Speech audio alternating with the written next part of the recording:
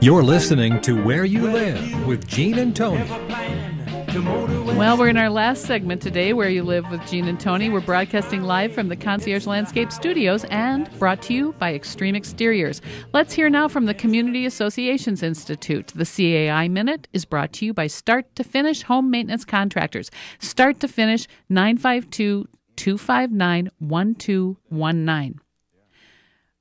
Gene, I want to bring... Are you a member of the Community Associations Institute? For nearly 40 years, CAI has provided education and resources to volunteer homeowners who govern community associations and the professionals who support them. Visit caionline.org to learn more. That address again is caionline.org. CAI helps community association board members by providing online resources, in-person training, and hard copy publications written by association management experts. CAI offers community managers professional development, networking opportunities, and a certification program that's established as the industry standard nationwide. Minnesota has its own chapter of the Community Associations Institute to bring resources and tools from community associations around the country right to your home. Visit CAIMN.com to learn more and become a member of CAI today. Your community and management company will benefit from your involvement. Join the Community Associations Institute today at CAIMN.com and click on Membership.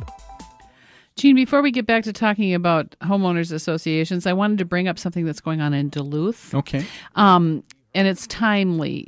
There is a group of landlords that are asking the city of Duluth to refrain. Actually, they're talking about filing a restraining order to prevent them from enforcing some recent revisions to their licensing and permit fee and fees for rental properties.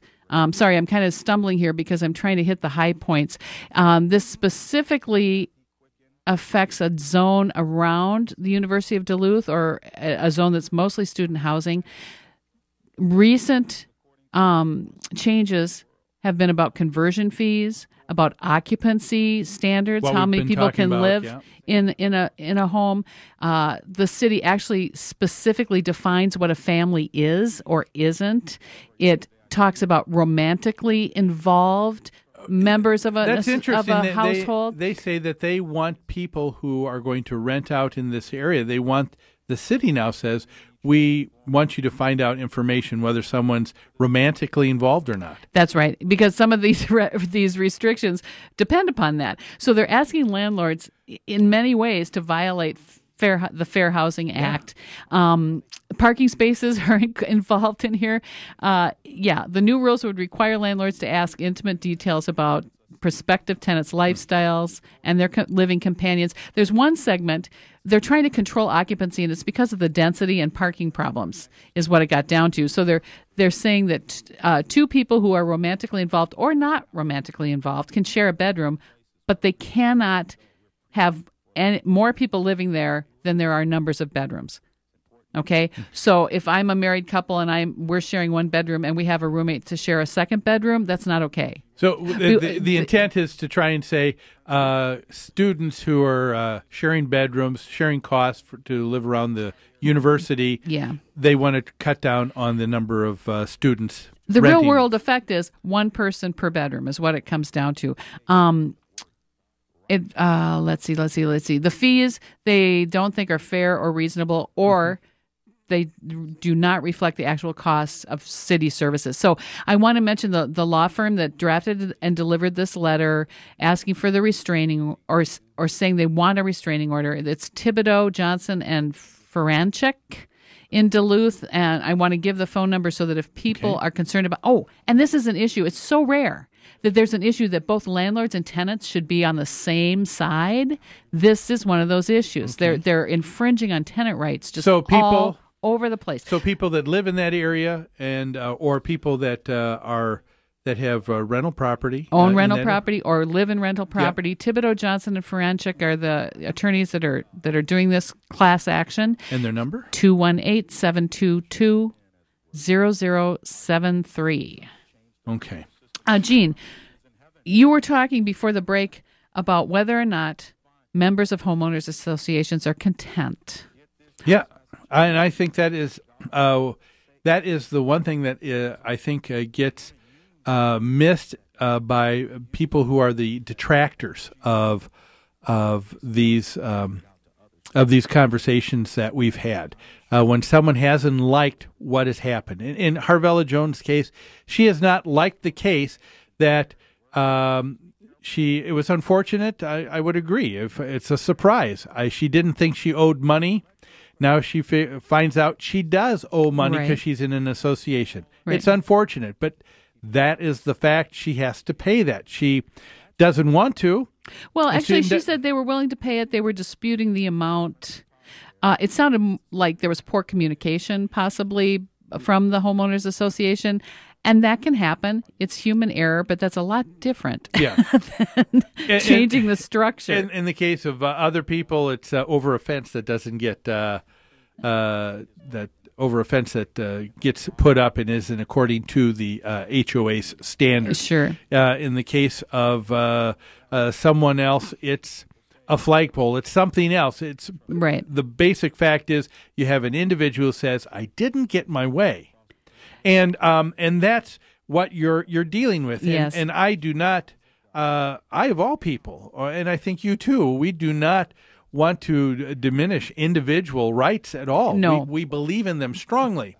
However, anytime you live in a society, then you are giving up some of those rights to live together in that community, in that group. That is what the United States Constitution is all about. When it talks about authority of government, it is an authority that is given by us, right? The citizens to the government, right? And the same thing is true in an HOA. Yes, you are a homeowner; you have all the rights, but in an HOA, you agree to give some of those rights to and the authority the HOA for the sake of governing. It's limited rights, but it's rights just the same. And one of the reasons why people keep saying that, it was a common lament she had. She said, people don't get active because they get frustrated. I don't think that's it at all. I firmly believe that the reason why people aren't more involved with their homeowners association is because overall, I think people are content. I think so too. It's meeting their expectations. Or maybe I don't like one rule.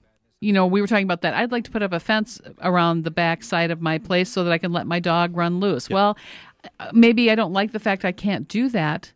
But otherwise, I'm happy to give up that right because I do like the fact someone's shoveling my snow, someone is taking care of the exterior of my building, or whatever the services are that are provided.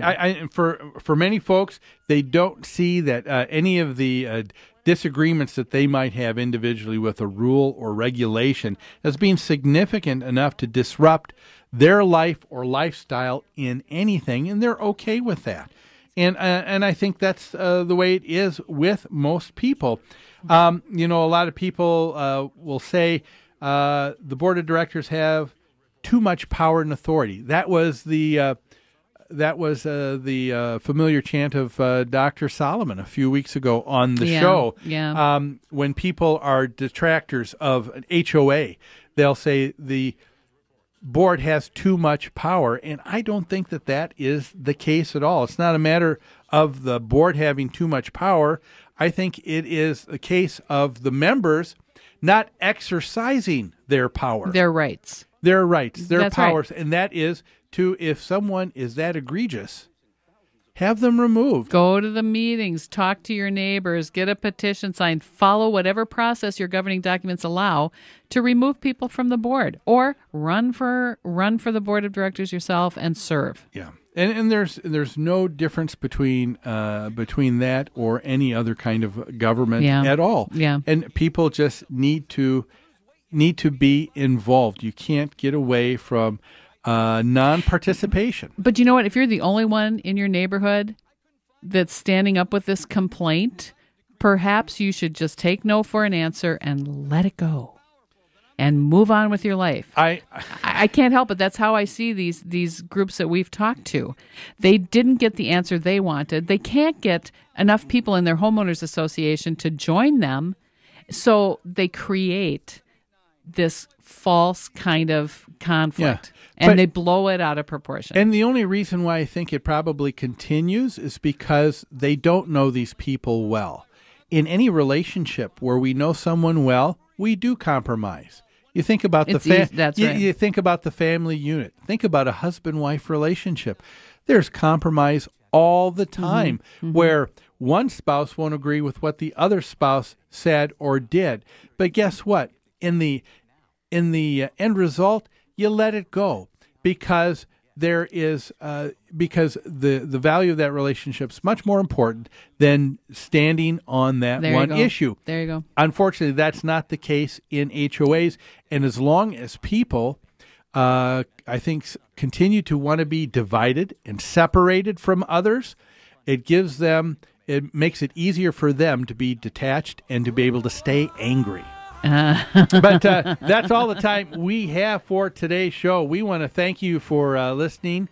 And please join us next Sunday on Where You Live with Gene and Tony on AM 1280 The Patriot. Until then, have a great Sunday, everyone.